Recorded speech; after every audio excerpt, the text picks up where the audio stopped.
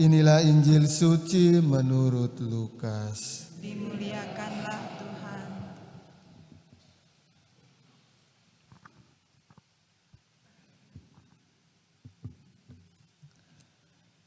Yohanes memanggil 2 orang muridnya dan menyuruh mereka bertanya kepada Yesus, "Tuhankah yang ditunggu kedatangannya, atau haruskah kami menantikan seorang lain?"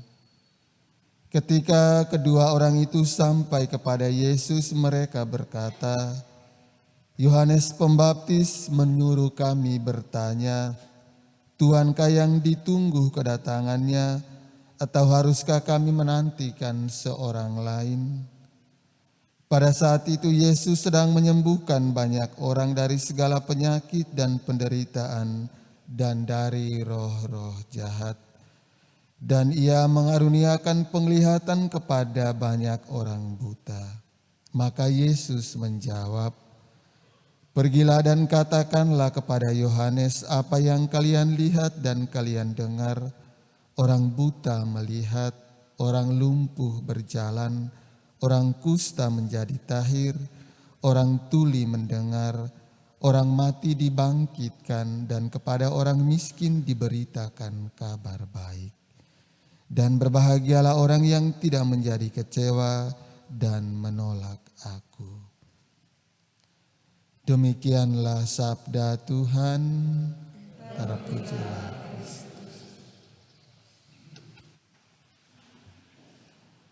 Romo, suster, opa, oma, bapak, ibu, saudara-saudari, umat beriman yang dikasihi Tuhan kita Yesus Kristus.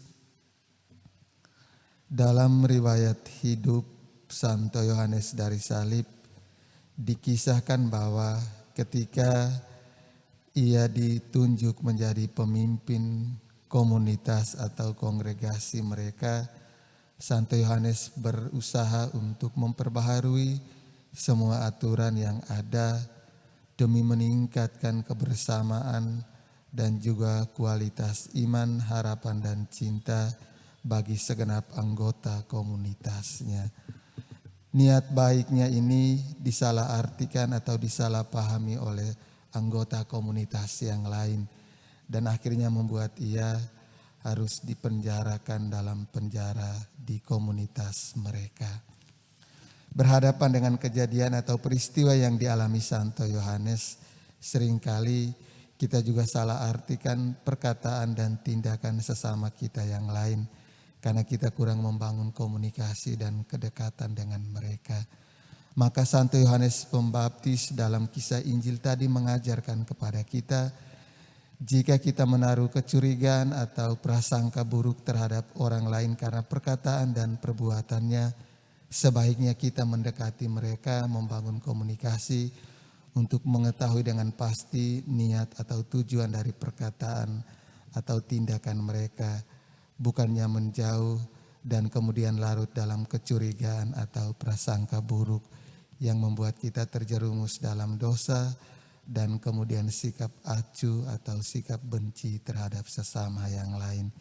Mendekati hari raya Natal, mari kita berjuang untuk semakin mendekati sesama kita yang lain, membangun komunikasi dari hati. Dengan demikian persaudaraan dan kekeluargaan di antara kita semakin terjalin dengan bukti bahwa kita siap untuk merayakan hari raya Natal.